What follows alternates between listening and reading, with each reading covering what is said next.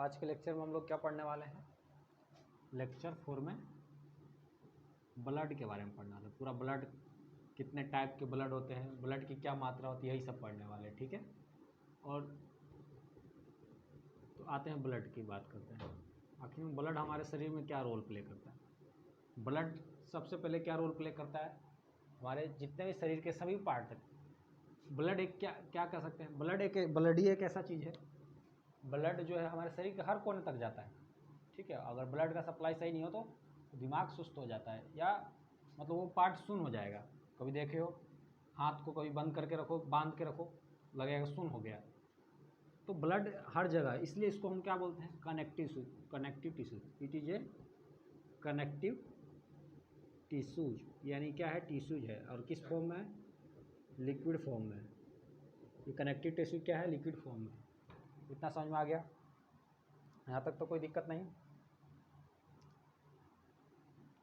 अब बात करते हैं कि इसका जो ब्लड जो बनता है ना, ब्लड का ओरिजिन कहाँ से होता है, शुरुआत कहाँ से होता है? जो ब्लड का जो ओरिजिन होता है वो कहाँ से होता है? मेजोडर्म से होता है। मेजोडर्म एक पार्ट हुआ जो एम्ब्रियोनिक कंडीशन में होता है। जब हम लोग एम्ब्रियो में होते हैं तो एम्ब्रियो में 3 पार्ट होता है, उसमें एक मेजोडर्म पार्ट होता है, वहाँ से ब्लड का शुरुआत होता है बनना धीरे धीरे, और ये मेजोडर्म से बनता है ब्लड। अब बात करते हैं इसके आगे नेक्स्ट की, एक नॉर्मल ह्यूमन बॉडी में, एक नॉर्मल ह्यूमन बॉडी के अंदर ब्लड की मात्रा क्या होना चाहिए? एक नॉर्मल ह्यूमन बॉडी के अंदर ब्लड की मात्रा 5 से 5.5 लीटर ब्लड होना चाहिए पर, ठीक है, 5 से 5.5 पर लीटर, 5 to 5.5 लीटर। अगर फीमेल की बात करेंगे तो फीमेल में क्या हो जाएगा? लगभग 1 लीटर, लगभग कम, 4 से 4.5 लीटर। इतना समझ में आ गया? अगर इस पूरे ब्लड को, हमारे शरीर में जो एक नॉर्मल एडल्ट बुक के ब्लड को निकाल दिया जाए, ठीक है, तो हमारे बॉडी का टोटल वेट का कितना परसेंट होगा? 7 से 8%। 7 से 8% ऑफ टोटल बॉडी वेट। हमारे शरीर का जितना वेट है उसका 7 से 8% वेट जो कौन ऑक्यूपाई करेगा? ब्लड करेगा, सारा ब्लड को अगर हम निकाल लें तो। ठीक है, इस ब्लड के अंदर कुछ सबसे इंपॉर्टेंट पार्टिकल जो होता है उसको हम लोग बोलते हैं हीमोग्लोबिन। और ये क्या करता है? ऑक्सीजन का एक्सचेंज करता है। क्या करता है? ऑक्सीजन का एक्सचेंज करता है। और ये ऑक्सीजन का एक्सचेंज कहाँ करता है? लंग्स में करता है। ऑक्सीजन का एक्सचेंज कहाँ करेगा? लंग्स में। लंग्स में किस जगह? एल्वियोलाई में, सबसे एल्वियोलाई, यानी लंग्स का या रेस्पिरेटरी सिस्टम का क्या बोलते हैं? स्मॉलेस्ट यूनिट क्या है? एल्वियोलाई। ठीक है, तो लंग्स में एल्वियोलाई होता है। वहाँ पे वो क्या होता है? जैसे सांस लोगे तो वो फूल जाएगा, गुब्बारा की तरह होता है, और सांस छोड़ोगे तो पचक जाएगा। अब समझ में आ गया? तो वही एल्वियोलाई होता है। रेस्पिरेटरी सिस्टम या लंग्स का सबसे स्मॉलेस्ट यूनिट क्या हुआ? एल्वियोलाई हो गया। ठीक है, वहाँ पे जाके ये एक्सचेंज होता है, बहुत छोटा, गुब्बारा की तरह होता है। ठीक है, इसी कारण से हीमोग्लोबिन का नाम क्या हो जाता है? हीमोग्लोबिन का, इसी कारण से हीमोग्लोबिन का एक और क्या कह देते हैं? Respiratory pigment. क्या कह देते हैं? Respiratory pigment. ये हीमोग्लोबिन के लिए इंपॉर्टेंट है। हीमोग्लोबिन का कलर जो होता है रेड क्यों होता है? हीमोग्लोबिन का कलर रेड क्यों होता है? क्यों होता है? यानी ब्लड का कलर रेड क्यों होता है? अगर कोई ब्लड है उसका रंग रेड क्यों होता है? Blood colour red due to presence of haemoglobin. तो यानी हीमोग्लोबिन बहुत इंपॉर्टेंट सब्सटेंस रोल प्ले करता है। ठीक है, इतना समझ में आ गया? इस हीमोग्लोबिन के अंदर मेटल कौन सा होता है? मेटल होता है आयरन। ये इतना लिख लिए, इसको नोट करो अच्छे से।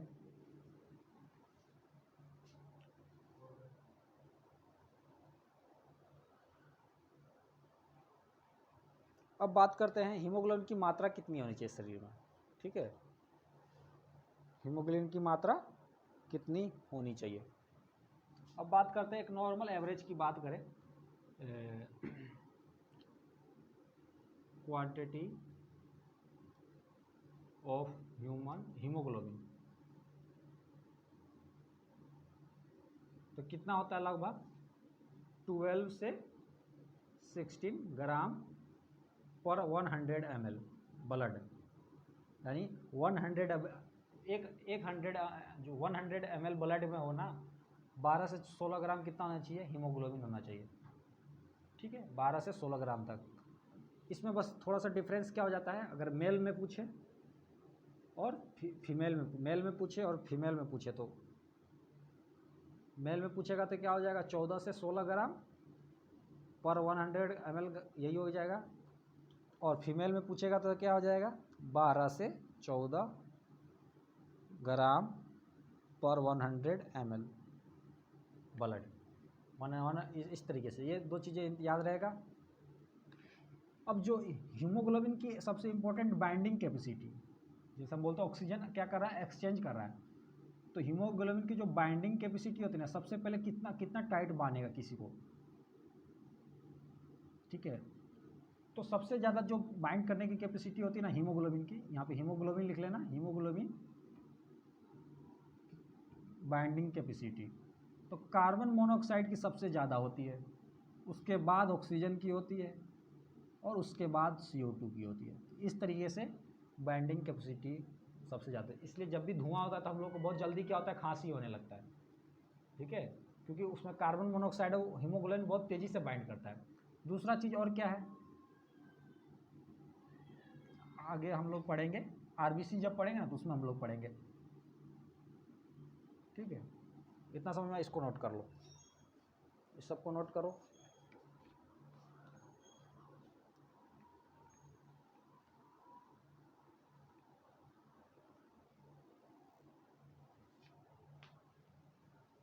अब हम थोड़ा आगे चलते हैं इसके। ठीक है, इसके आगे हम लोग थोड़ा बढ़ते हैं। अब हम लोगों ने इतना चीज़ पढ़ा, इसमें से जो ब्लड के बारे में बात करते हैं, जो ब्लड है ना, जो ब्लड है कितने तरह के हो सकता है। ब्लड के जो पार्ट हम करके देखते हैं, मतलब एक ब्लड है पूरा, उसमें उस ब्लड के अंदर क्या क्या है।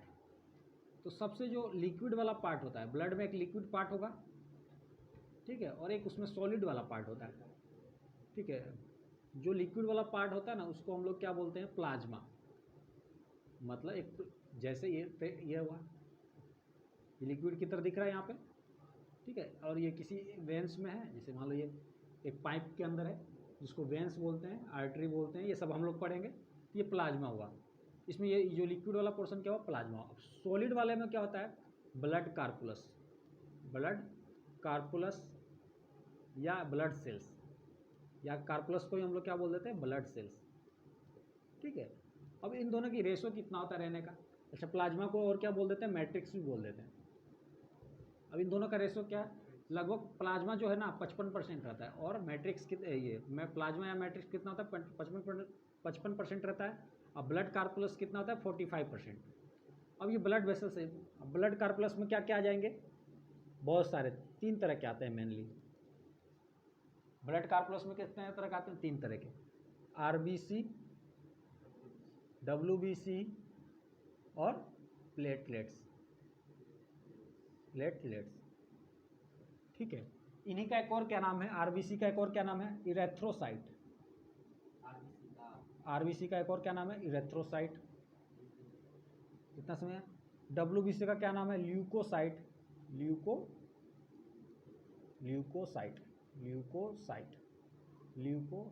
ल्यूकोसाइट। और इसी का प्लेटलेट का क्या नाम है, थ्रोम्बोसाइट।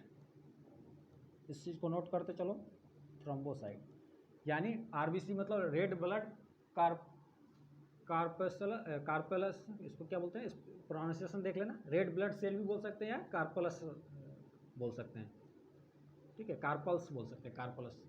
ठीक है, तो रेड ब्लड कार्पलस और वाइट ब्लड कार्पलस, किसी को वाइट ब्लड सेल भी बोल सकते हैं, कोई दिक्कत नहीं है, इसमें कोई कन्फ्यूजन नहीं है।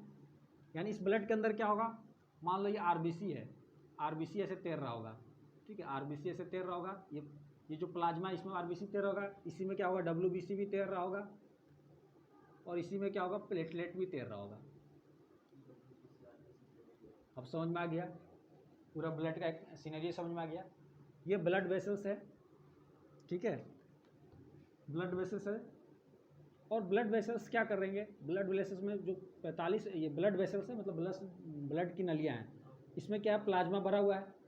ठीक है, प्लाज्मा कितना 55% होता है, 55 मतलब ज़्यादा होगा। अब 45% में ब्लड सेल्स होते हैं, वो आरबीसी हो सकते हैं, डब्ल्यूबीसी हो सकते हैं, या प्लेटलेट्स हो सकते हैं। तो इस तरीके से इसमें तैरते रहते हैं और सबका अलग अलग फंक्शन होता है। जो हम लोग बार बार हीमोग्लोबिन कह रहे हैं, वो हीमोग्लोबिन कहाँ पाया जा रहा है एक्चुअल में, वो हाँ हीमोग्लोबिन कहाँ प्रेजेंट होता है, आरबीसी के अंदर हीमोग्लोबिन। एक लाइन और लिख लेना, haemoglobin present in RBC, present in RBC. और ये इतने सारे जो हीमोग्लोबिन के फंक्शन लिख रहे थे वो कहाँ था, आरबीसी के अंदर है। नहीं, वो क्यों फंक्शन कर रहा है, आरबीसी कर रहा है। वैसे हम सारा चीज़ फिर से पढ़ेंगे हम लोग एक एक करके, तो ये इतना लिख लो। ब्लड कार्पुलस जो हम लोग पढ़ रहे हैं वो 3 टाइप के होते हैं, इरेथ्रोसाइट, ल्यूकोसाइट, थ्रोम्बोसाइट। ठीक है, तीनों के अलग अलग गुण हैं, तीनों के अलग अलग खासियत है।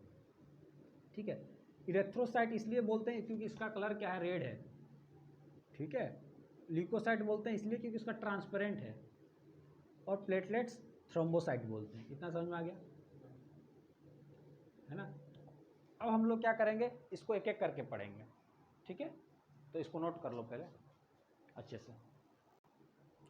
तो हम लोगों ने अभी तक इतना देख लिया। अब एक एक करके हम लोग क्या देखेंगे, आरबीसी, डब्ल्यूबीसी और प्लेटलेट्स कि इनके क्या क्या गुण है देखेंगे। ठीक है, तो चलो, तो सबसे पहले टॉपिक डालो आरबीसी।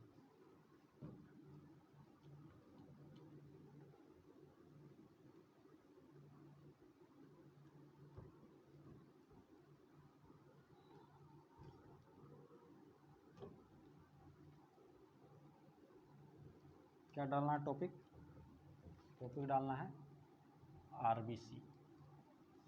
आरबीसी का एक और क्या नाम हो गया, हाँ इरेथ्रोसाइट को एक आरबीसी कहते हैं, वही चीज़ हो गया, दोनों एक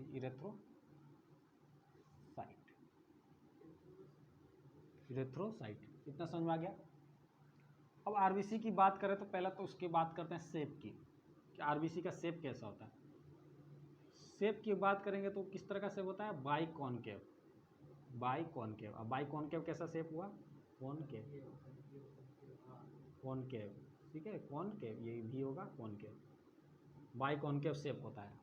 शेप कैसे, बाई कॉनकेव ऐसे मतलब थोड़ा सा अंदर से ये धसे हुआ है इस तरीके से, यहाँ पे ये धसा हुआ रहेगा इस तरीके से। जैसे इसको समझने की कोशिश करो, यहाँ ये इस तरह से हुआ और यहाँ से एक धसा हुआ होगा, ये थोड़ा सा उठा हुआ रहेगा ऊपर की तरफ। ठीक है, ये 3D में नहीं इमेजिन कर पा रहे तो इस तरीके से देखो, अब दिख रहा होगा धसा हुआ, अंदर से लग रहा होगा अंदर धसा हुआ है। तो इस तरीके से ये होता है बाई कॉनकेव, उधर से भी धसा हुआ, पीछे से भी, आगे से भी, तो बाई कॉनकेव दोनों तरफ से धसा हुआ। तो इससे ऐसा होता है। जब इसकी साइज की बात करें हम लोग, अगर इसकी साइज की बात करें, साइज क्या होता है, लगभग 6 से 8 माइक्रोमीटर होता है। और हम लोगों ने क्या लिखा है, लगभग 7.5 माइक्रोमीटर लिखा था। ठीक है, अब आरबीसी जो होता है उसका ओरिजिन क्या होता है, आरबीसी जो होता है ओरिजिन से पहले कि हमारे शरीर में इसकी मात्रा कितनी होनी चाहिए, आरबीसी की मात्रा शरीर में कितनी होनी चाहिए, अमाउंट कितना होना चाहिए हमारी ह्यूमन बॉडी, अमाउंट तो कितना होता है। अगर लगभग एक नॉर्मल ह्यूमन बॉडी या मेल की बात करें तो कितना होगा, 5 to 5.5 मिलियन पर मिलीमीटर क्यूब ऑफ ब्लड, यानी इतने मिलीमीटर क्यूब ब्लड में कितना आना चाहिए, 5 से 5.5 मिलियन, 5 से 5.5। ठीक है, 5 से ऐसे डैश कर दो, नहीं तो फीमेल के अंदर क्या होगा, बस एक कम हो जाएगा, 4 से 4.5 मिलियन पर मिलीमीटर क्यूब ऑफ ब्लड। और सबसे बड़ी खासियत बात होती है ना इसमें, न्यूक्लियस जो होता है ना एब्सेंट होता है, न्यूक्लियस इज एब्सेंट। न्यूक्लियस क्या होता है, एब्सेंट होता है आरबीसी में। किसमें, मैच्योर सेल में न्यूक्लियस एब्सेंट इन, या एब्सेंट ही लिखते हैं, nucleus absent in mature cell या न्यूक्लियस इज एब्सेंट, ऐसे डायरेक्ट लिख सकते हैं। ठीक है, लेकिन एक्सेप्ट में क्या होता है, कैमल जो ऊँट होते हैं ना, और लामा एक करके दो एनिमल होते हैं उनके आरबीसी में क्या होता है, न्यूक्लियस प्रेजेंट होता है। तो ये एक याद रहेगा। और इसका अब आते हैं ओरिजिन। न्यूक्लियस मतलब इस जो आरबीसी सेल है, रेड ब्लड सेल है, उसके अंदर न्यूक्लियस नहीं होगा, न्यूक्लियस एब्सेंट है। अब बात करते हैं इसकी ओरिजिन की। ये ओरिजिन कहाँ था, मतलब बनता कहाँ है। तो ये जो आरबीसी जो बनता है वो कहाँ बनता है, रेड बोन मैरो या बोन मैरो में बनता है। क्या लिख सकते हैं, रेड बोन मैरो या बोन मैरो लिख लो डायरेक्ट। बोन मैरो में आरबीसी बनता है, वहाँ पे जाके बनेगा। और ये कब होगा, मतलब मैच्योर केस में, मतलब आप जब मैच्योर हो तब की बात है। यानी एम्ब्रियोनिक कंडीशन में कब बनेगा, इन एम्ब्रियोनिक कंडीशन, मतलब जब आप भ्रूण में थे, जब आप अपने माँ के गर्भ में थे, तब ब्लड कैसे बन रहा, उस टाइम तो बोन मैरो तो उतना मैच्योर नहीं होता है। तब बनता है, कौन बनाता है, लीवर प्लस स्प्लीन। ठीक है, लीवर प्लस स्प्लीन मिलके क्या बनाते थे, ब्लड बनाते थे। जब कब, एम्ब्रियोनिक कंडीशन में। इसको लिख लिए, इसको लिख लेना। ठीक है, एक चीज़ और हो गया। और क्या चीज़ अंतर है, इसका लाइफ स्पेन कितना होता है। आरबीसी का क्या होता है, लाइफ स्पेन कितना होता है, 120 डेज का लाइफ स्पेन होता है। ठीक है, ओरिजिन भी पता चल गया, लाइफ स्पेन भी पता चल गया। अब लाइफ स्पेन पता चल गया तो ये क्या होगा, एक दिन क्या होगा, एक्सपायर होगा। और एक दिन मान लो एक्सपायर हो गया, डेथ कर गया, 120वें दिन डेथ कर गया, तो ये कहाँ जाके डेथ होता है, डिस्ट्रॉय कहाँ होता है, या डेथ कहाँ होता है, डेथ कहाँ होता है इसका, स्प्लीन के अंदर होता है। स्प्लीन के अंदर जाके वो मर जाता है, या स्प्लीन के पास जाके मरता है। ठीक है, आरबीसी हमेशा क्या है, स्प्लीन के पास मर जाता है। इसीलिए स्प्लीन को क्या बोलते हैं, और ग्रेवयार्ड का स्पेलिंग देख लें, ग्रेवयार्ड ऑफ आरबीसी। ठीक है, मतलब कब्रिस्तान। आरबीसी का क्या है, कब्रिस्तान है, वहीं जाके वो मर जाता है। ठीक है, अच्छा, स्प्लीन को और क्या बोलते हैं, ब्लड बैंक भी बोलते हैं। स्प्लीन को और क्या बोल देते हैं, ब्लड बैंक भी बोलते थे। इस चीज़ पॉइंट को भी ध्यान रखना। इतना समझ में आ गया। अब हमको मान लो ब्लड में पता कैसे कर रहे हैं कि आरबीसी इतना है, आरबीसी की मात्रा इतना है, कम है कि ज़्यादा है, ब्लड में कितने तरह के ब्लड का किस तरह का टाइप है, उसमें उस टाइप के अंदर नंबर ऑफ आरबीसी कितने हैं, कैसे पता करते हैं, एक डिवाइस यूज करते हैं। उस डिवाइस का क्या नाम है, हेमिटोसाइटोमीटर। उस डिवाइस का क्या नाम है भाऊ, हेमिटोसाइटोमीटर। तो उससे हमको पता चल जाता है कि नंबर ऑफ आरबीसी कितना है, to count number of RBC and types of blood type. चलो इसको लिख लो अच्छे से, इसको नोट करो।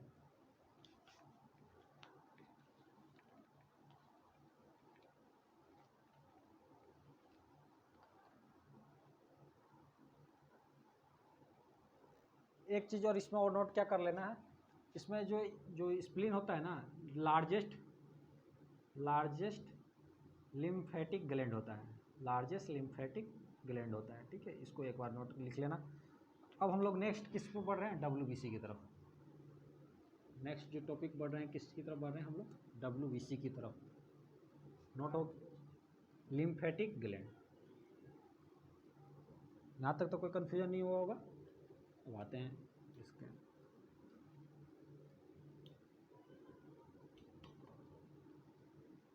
अब आते हैं हम लोग डब्ल्यूबीसी। अब हम लोग आते हैं डब्ल्यूबीसी। डब्ल्यूबीसी का क्या पूरा नाम है, वाइट ब्लड कॉर्पुलस या सेल। इसी को क्या और क्या नाम है, ल्यूकोसाइट, LUCOCYTS, ल्यूकोसाइट। ठीक है, पहला तो यही रीजन है कि इसका अमाउंट कितना होना चाहिए, हमारे बॉडी में कितना अमाउंट होना चाहिए। तो 6000 से 8000 पर मिलीमीटर क्यूब ऑफ ब्लड, इतना कम से कम आरबीसी हम लोग का होना चाहिए। इतना समझ में। दूसरा चीज़ क्या है, इसमें न्यूक्लियस प्रेजेंट होना चाहिए। न्यूक्लियस क्या होना चाहिए, प्रेजेंट होना चाहिए। ठीक है, न्यूक्लियस क्या होना चाहिए, न्यूक्लियस इसमें प्रेजेंट होता है। न्यूक्लियस क्या होता है, इसमें प्रेजेंट होता है, इतना कोई दिक्कत नहीं।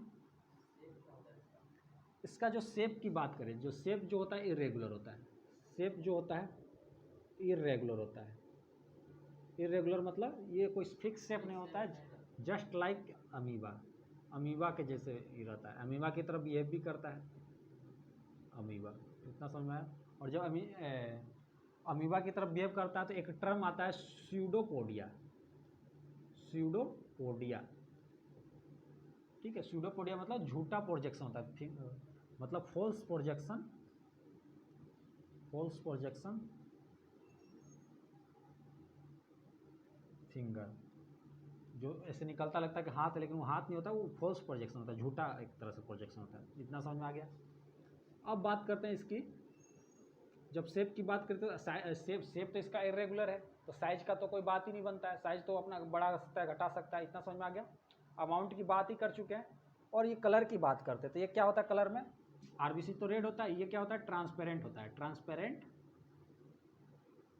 In colour, transparent in colour. इतना सब चीज़ हो गया है ना। अब इसका डब्ल्यूबीसी का वर्क क्या होता है, डब्ल्यूबीसी वर्क क्या करता है, डब्ल्यूबीसी क्या करता है, रोग प्रतिरोधक क्षमता होता है ना। बाहर से कोई अगर कोई बैक्टीरिया आ गया, कोई भी ऐसा चीज़ आ गया जो हम लोग शरीर के लिए हार्मफुल है, तो डब्ल्यूबीसी क्या करता है, उससे प्रोटेक्ट करता है, ठीक है। तो इनका लाइफ स्पेन क्या होता है, इसी कारण से जब ये प्रोटेक्ट करता है तो इनका लाइफ स्पेन भी क्या हो जाता है, कम हो जाता है। एक्चुअल में इनका लाइफ स्पेन कितना होता है, 7 डेज लगभग होता है, लगभग 7 डेज, एक सप्ताह। लेकिन 6 से 7 दिन भी लिख सकते हैं, 6 से 7 दिन। लेकिन ये हमेशा लगातार क्या करते रहते हैं, लड़ते रहते हैं, तो 3 से 4 दिन में ये ख़त्म हो जाते हैं। तो जो ऑप्शन है उसमें टिक कर दो, दोनों ऑप्शन एक साथ नहीं देता है, ठीक है। अब इसके 5 टाइप होते हैं, डब्ल्यूबीसी के कितने होते हैं, 5 टाइप होते हैं, ठीक है। डब्ल्यूसीबी के कितने होते हैं, 5 टाइप्स होते हैं। और 5 टाइप्स में से अगर बात करें, ग्रेनुलोसाइट, ग्रेनुलोसाइट 3 तरह के होते हैं। और एक ग्रेनुलोसाइट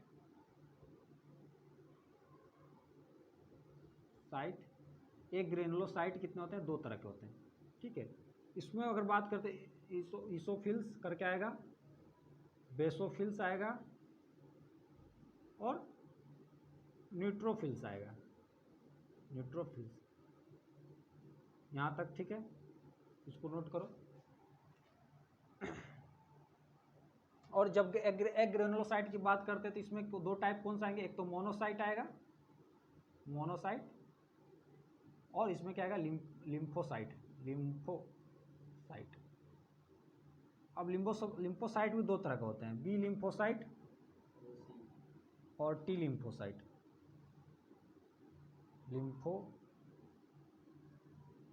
लिम्फोसाइट।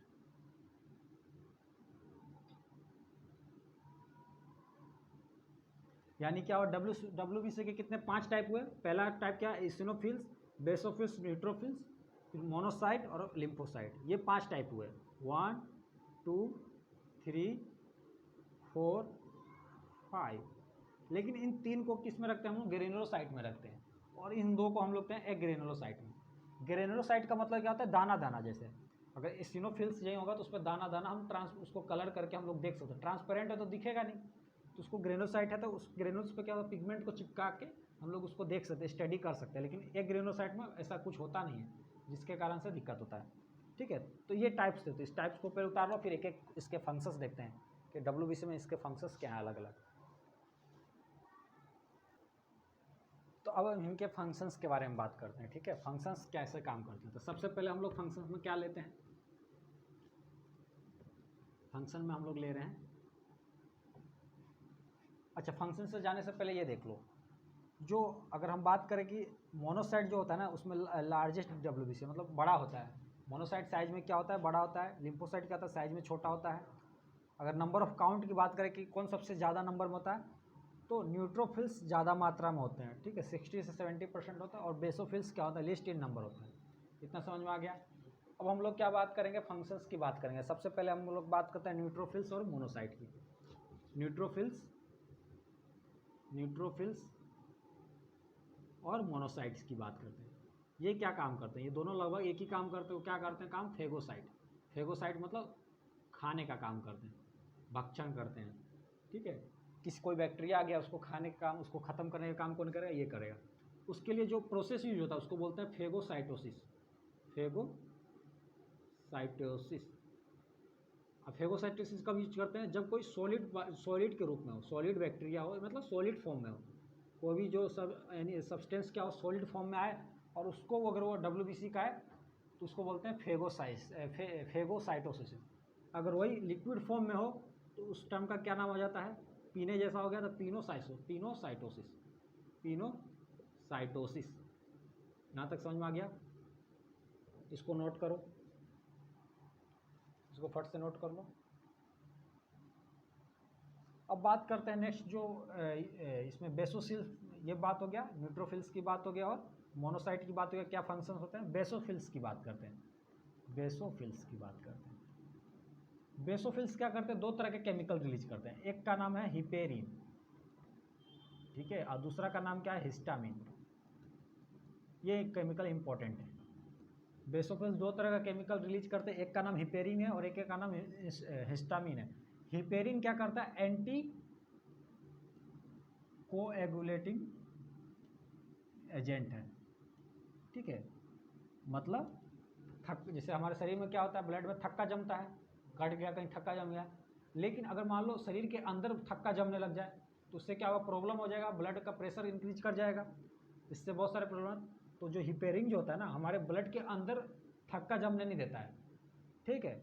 हिस्टामिन क्या करता है, ये इन्फ्लामेटरी रिएक्शंस को कंट्रोल करता है, रिएक्शंस को कंट्रोल करता है और क्या करता है, इम्यून सिस्टम को रिस्पॉन्स करता है, इम्यून सिस्टम को भी रिस्पॉन्स करता है। ये इम्यून सिस्टम को थोड़ा सा बिल्डअप करता है, ये कह सकते हैं। इम्यून सिस्टम को क्या करता है, ये रिस्पॉन्स करता है। मतलब रिस्पॉन्स करने का मतलब, कहने का मतलब क्या, इम्यून सिस्टम को क्या करता है, इम्यूनिटी को इंक्रीज करता है, इम्यून सिस्टम को इंप्रूव करता है, मतलब इम्यूनिटी को इंक्रीज करता है। इसलिए इसके क्या लिख सकते हैं, इम्यूनिटी लिख सकते हैं, इम्यूनिटी इंक्रीज लिख सकते हैं। इंक्रीज लिख लेना, इसको मैं तीर से दिखा दे रहा हूँ, इम्यूनिटी को इंक्रीज करता है।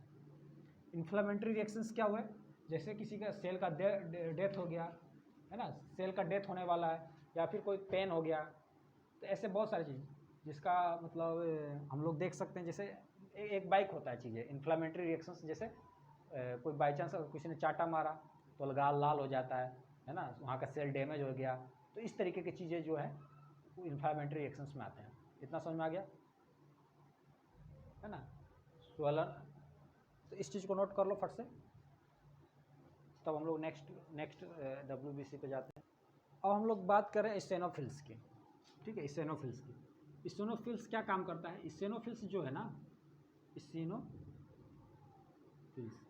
स्टेनोफिल्स क्या कर रहा है, ये क्या करता है, जो एलर्जिक रिएक्शंस होते हैं, एलर्जिक रिएक्शन रिलेटेड टू हमारे शरीर में, जैसे कोई एलर्जिक रिएक्शन हो, एलर्जी हो गया किसी चीज़ से, तो उसके लिए ये रिस्पॉन्सिबल होते हैं, ठीक है।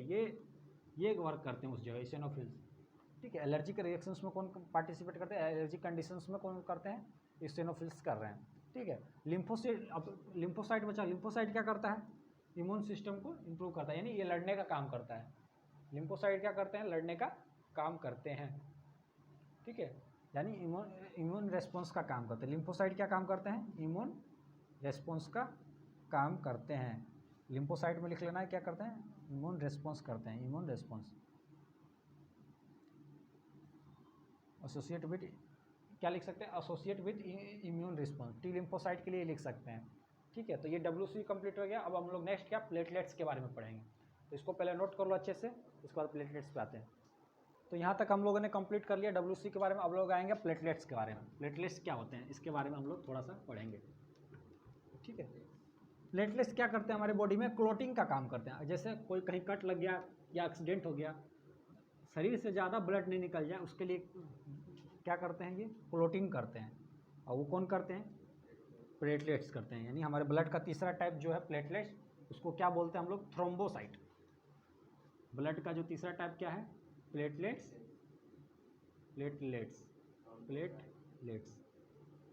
इसको क्या बोलते हैं, थ्रोम्बोसाइट, ठीक है। ये पहला चीज़ क्या है कि इसको अमाउंट कितना होना चाहिए शरीर में, तो क्या होता है 1.5 लाख से, या 1 लाख से 3.5 लाख, 1 लाख से कितना, 1 लाख हो गया, 1 लाख से लेके 3.5 लाख पर मिलीमीटर क्यूब ऑफ ब्लड, इतना अमाउंट होना चाहिए। अब तो 4.5 भी आता है आजकल में रिपोर्ट में, लेकिन इतना कम से कम प्लेटलेट्स होना चाहिए। इतना समझ में आ गया। अब बात करते हैं इसकी शेप की। तो इसका शेप नाम से ही पता चल रहा है, ये प्लेट के आकार का होगा, लगभग प्लेट जैसा होता है, प्लेट की तरह शेप होता है इसका, है ना।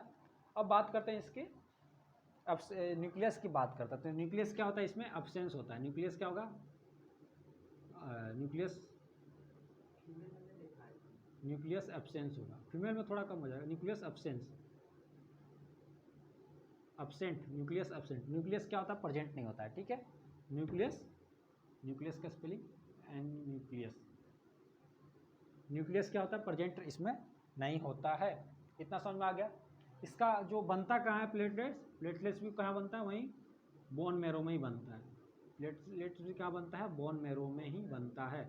और इसका फंक्शंस क्या होता है, फंक्शन क्या होगा, अभी हम लोगों ने देखा, ब्लड के क्लोटिंग में काम आता है, ठीक है। तो उसको क्या बोलते हैं, उस प्रोसेस को कोएगुलेशन। उसका फंक्शन क्या होता है, प्लेटलेट्स का कोएगुलेशन करना है। तो अब एक इम्पोर्टेंट चीज़ हम लोग लिखने वाले हैं कि वो क्या चीज़ है, जो प्रोसेस होता है ना, क्लोटिंग ऑफ ब्लड का प्रोसेस होता है ना, उसमें हमको क्या क्या चाहिए। क्लोटिंग ऑफ ब्लड का जो प्रोसेस होता है उसमें हमको क्या चाहिए, जैसे ब्लड कहीं कट गया और हमका क्लोटिंग जमता है ना, क्लोट जमता है, थक्का जमता है। तो उस प्रोसेस में हमको क्या क्या चीज़ चाहिए। तो पहला तो प्लेटलेट्स चाहिए ही, उसके बिना तो काम हो नहीं सकता। उसके बाद क्या चाहिए, सेकंड फाइब्रोजिन प्रोटीन चाहिए, ठीक है। फिर क्या चाहिए, विटामिन के भी क्या करता है, प्रोटीन में मदद करता है। और चौथा चीज़ क्या है, एक आयन जो एसोसिएट करता है उसको क्या बोलते हैं, कैल्शियम+2 आयन, यानी कैल्शियम आयन जो क्या करता है, क्लोटिंग में। इस प्रोसेस को क्या बोलते हैं, कोओगुलेशन। यानी प्लेटलेट्स का काम क्या हो गया, प्लेटलेट्स का काम हुआ